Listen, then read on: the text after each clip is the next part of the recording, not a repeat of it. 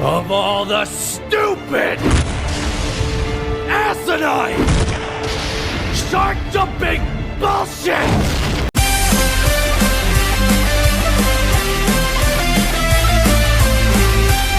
If you've been seeing like on Twitter and on YouTube, IGN gave Mario&Luigi Brothership, the newest one coming out next Thursday, a 5 out of 10. IGN is known for having like reviewing games or even movies and just giving them bad reviews for no reason. And it's weird because Sonic Shadow Generations came out and they gave that a 9, which is surprising for a Sonic game, and yet somehow this game got a 5. It's weird because Nintendo games are the ones always getting good reviews, or at least slightly good reviews, and then Sonic is always the ones getting like mediocre reviews. And then I saw this tweet of all the Brothership reviews, and as you see, Vandal 9.3 out of 10, Nintendo Life 9 out of 10, My Nintendo News 9 out of 10, Shack News 9 out of 10, Console Features 9 out of 10, and others, and it keeps going on. Like you have like a 7 and 7.5 there, but IGN gives it a 5 out of 10. Like the guy in the video was complaining for so long, talk about of how like the dialogue,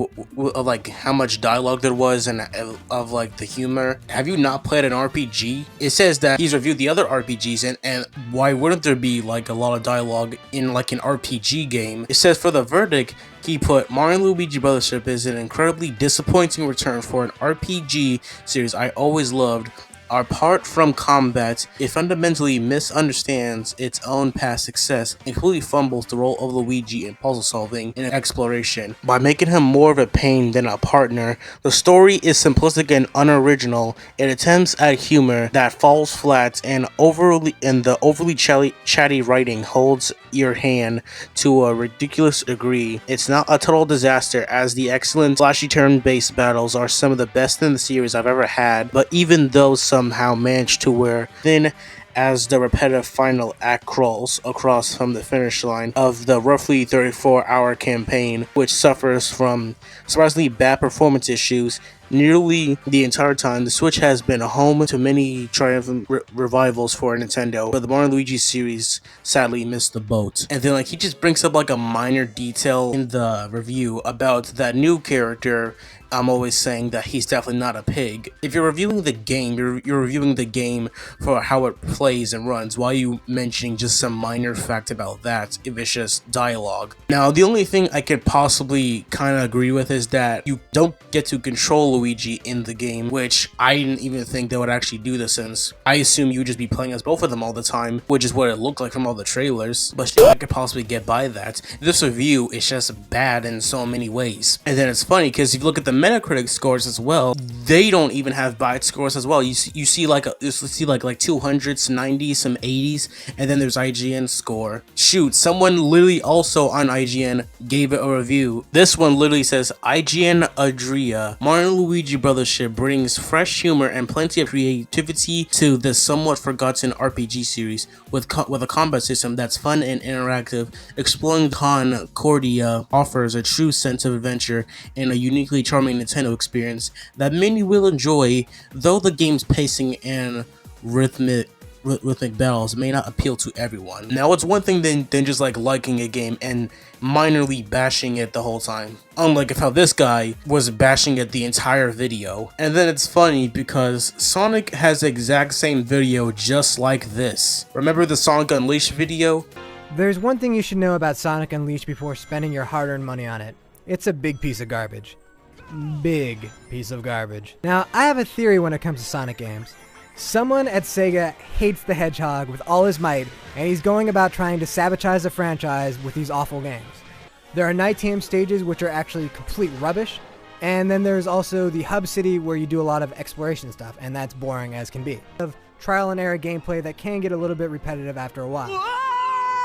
Oh yeah, and you have stretchy arms, because, you know, everybody knows that werewolves have stretchy arms. However, Team Sonic didn't want to let any slip-up happen. They had to make this game bad. I brought this up in a past video, just in a minor section, but this is literally like the equivalent to that video, because the guy is bashing and trashing on the game the entire video. Like, they gave this the exact same review as Transformers 1. Both of these are good. Transformers 1 is a good movie, and so is this game. The game isn't even out yet, and you're already trashing on it. And I'm not lying, if you go to the Sonic Unleashed review, and then go to this, they're literally basically the exact same, because you have them talking about the game and bitching about it and trashing on it the entire video. I don't even think the guy in the Sonic Unleashed video says one good thing about the game, because he just hates it the entire time. I swear, just from these reviews, you can just tell that IGN is trying to be different. And then from also what I've heard, this guy also gave Paper Mario Sticker Star an 8, which is apparently like one of the worst in the series from what I've heard. And this guy just gave Mario Party Jamboree a 9, and that's actually a good Mario Party. People say it's like the best in the series. And I swear, if you go to the Sonic Generations video, you can clearly see these two people have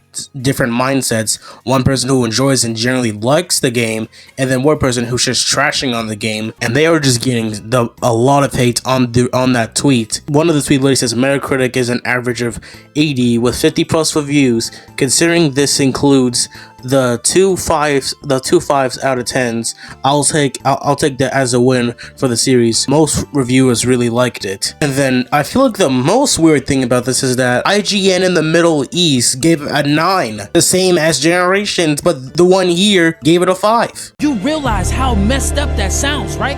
How does the Middle East give it a 9 and then the regular one just gives it a 5 out of 10? And then you got people joking about some time traveler must have kicked a rock because what was this switch up? I swear most people on IGN do not know how to rate games, let alone fucking movies. You call the game boring and unoriginal? Have you been seeing the Paper Mario games? They just been spamming Toads as regular characters like it's nothing. That's why I heard that some people didn't even like Paper Mario or Origami King, because all the new characters are just Toads with different colors and act different. Like, that's not interesting if it's just the same character copy and pasted multiple times with a different color scheme, but this has new characters and designs. Like, you'd rather be rocking with Toads for a bunch of Mario games instead of all these guys? It's like, how the fuck do you go from giving that game a 9, which is rightfully obviously deserved, and then you give this game a 5? Why? I swear most times it just depends on the person who's doing the video. Unless the game is justifiably shit, then yeah, the review makes sense. Anyways, that's the end of the video. I'm still working on that modded video.